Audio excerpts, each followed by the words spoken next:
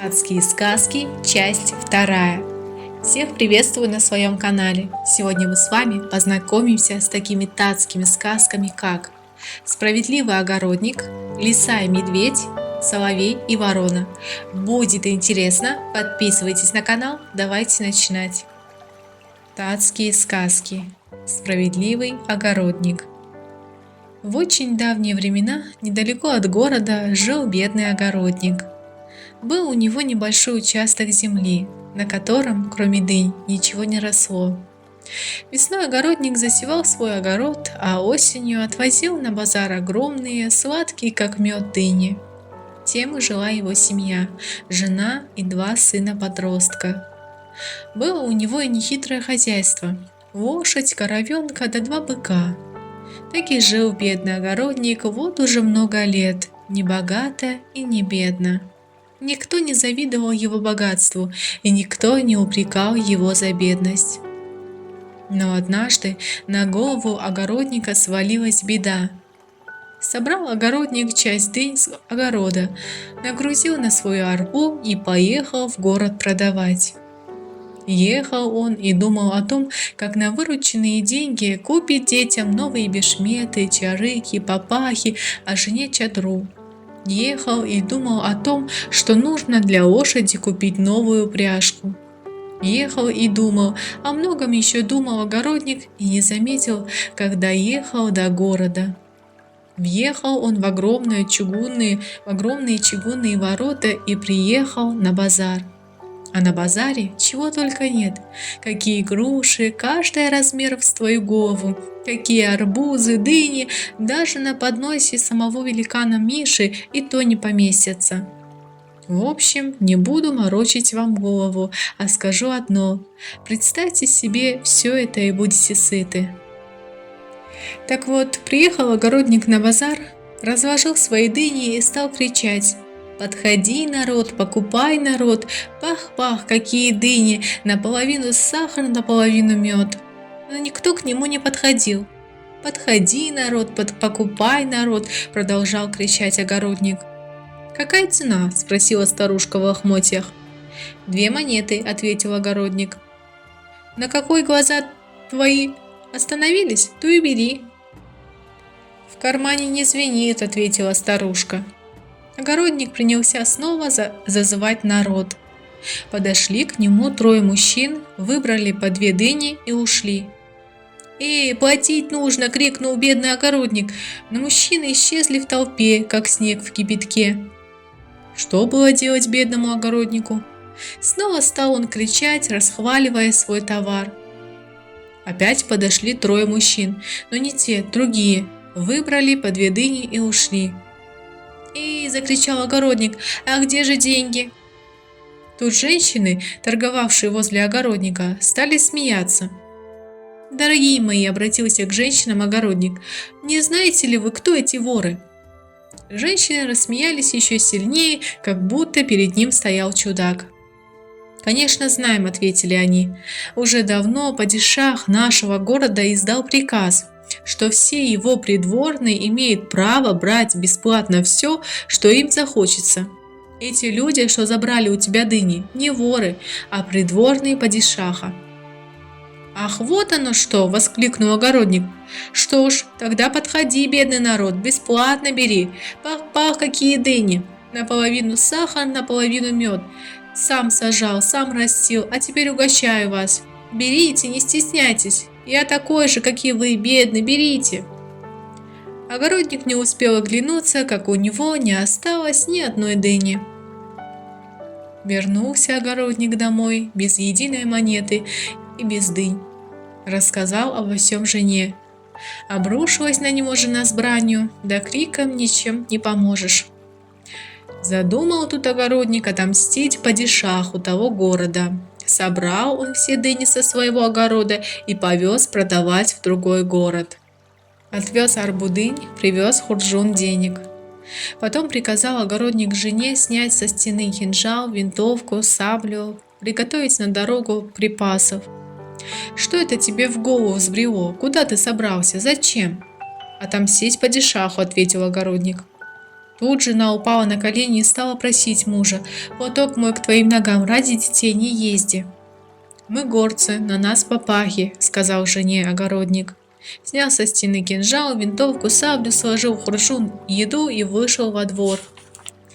Погрузил на лошадь 2 хуржуна, в одном были деньги, в другом еда. Вскочил на своего скакуна и умчался по пыльной горной дороге. Прискакал он в один горный аул, созвал на площадь джигитов и рассказал им, для чего приехал. «Согласны ли вы быть моими воинами?» – спросил он. И вот 100 джигитов во главе с огородником поскакали в город, где правил тот падишах. По пути все новые и новые джигиты примыкали к отряду. На следующее утро отряд остановился в одном городе. Огородник отыскал там самых лучших мастеров и заказал у них одежду. Накупил множество хурджунов, патронов, наточил кинжалы и сабли. Переночевали они в этом городе, а к утру все заказы огородника были выполнены. Надели джигиты одежду и тронулись в путь. Когда настал вечер, отряд огородника подступил к стенам того города, где жил падишах. Все жители города спали, а у 4 ворот крепости стояла стража. Огородник приказал джигитам снять стражу, и отряд вошел в город. Огородник и еще несколько джигитов пробрались во дворец падишаха. Разыскали они покои, где он спал, разбудили падишаха и сказали, что пришли отомстить ему. Понял тут падишах, что его дела плохи, и взмолился: «Не убивайте меня, любую вашу просьбу исполню». Тогда огородник сказал: «Мы сохраним тебе жизнь, если ты исполнишь 3 наши просьбы. Отмени свой приказ о том, что твои придворные могут брать бесплатно все, что им вздумается. Затем обложи данью в нашу пользу всех богатеев города, и потом сделай так, чтобы все люди, и бедняки, и богачи были в твоем городе равны. Согласен ли ты выполнить наши условия?» «Да-да, я на все согласен, только не убивайте меня». На следующий день огороднику принесли много мешков золота. Увидел падишах мешки с деньгами и от злости слег в постель. А огородник взял золото, вышел на площадь и стал раздавать монеты беднякам города, приговаривая: «Берите, берите, эти монеты ваши». Тем временем кто-то из толпы на площади крикнул: «Падишах наш умер! Падишах умер!» Побежал огородник во дворец падишаха, смотрит, а падишах и впрямь лежит мертвый. Рядом стоят его слуги, одни плачут для вида, другие молчат. «Что сказал падишах перед смертью?» – спросил огородник. «Он написал вот это завещание», – ответили ему. Огородник взял завещание и прочитал: «Пусть все, что после меня осталось, отправится вслед за моими монетами». Падишаха похоронили, на 8-й день справили поминки и на том успокоились. Но нет, до спокойствия было далеко. Кому же быть падишахом города? Как понять слова, написанные в завещании? Собрали всех мудрецов города, чтобы они растолковали завещание. Падишах знал, чьи бы руки его монеты не попали, они все равно вернутся в его казну, сказал один мудрец. «Нет, ты не прав, почтеннейший», — возразил другой. «Падишах имел в виду казначея». Долго спорили они, но так и ни до чего не договорились. Тогда они решили пригласить из другого города самого мудрого из мудрецов. Приехал мудрец. Рассказали ему обо всем и дали подумать 7 дней и 7 ночей. Шли дни. И вот на 8-й день вновь собрались все мудрецы и старейшины города на совет. «Так вот, почтеннейшие мои старцы», — начал мудрейший из мудрых, — «вы говорите, что падишах вдруг сильно занемог. Так вот, о чем бы вы думали на его месте, зная, что ваш смертный час близок? Думали бы вы о потерянных монетах, о своем богатстве, или вам было бы все безразлично?» «С собой в могилу ничего не возьмешь», — сказал один из мудрецов. «Правильно», — сказал премудрый старец. «И еще вопрос. Кому тогда принадлежали монеты падишаха? Огороднику, ответили все. Нет, не мне, а беднякам, поправил огородник. Я им все монеты раздал. Правильно говоришь, согласился мудрец. Значит, теперь по завещанию падишаха все оставшееся его богатство принадлежит народу. Огородник оповестил жителей города о решении мудреца и раздал всем беднякам богатство падишаха, а жители города назначили справедливого огородника новым падишахом. Так бедный огородник стал падишахом. Всех своих воинов он сделал визирами, а вместо приказов старого падишаха он издал новые, справедливые законы. Лиса и медведь. Недалеко от птичника жила лиса. Повадилась она кур таскать. Каждую ночь по 2, а то и по 3 курицы уносила. Решили люди подкараулить вора. Подкралась лиса в ту ночь к птичнику, но почуяла неладное и остановилась. В это время мимо пробегал медведь.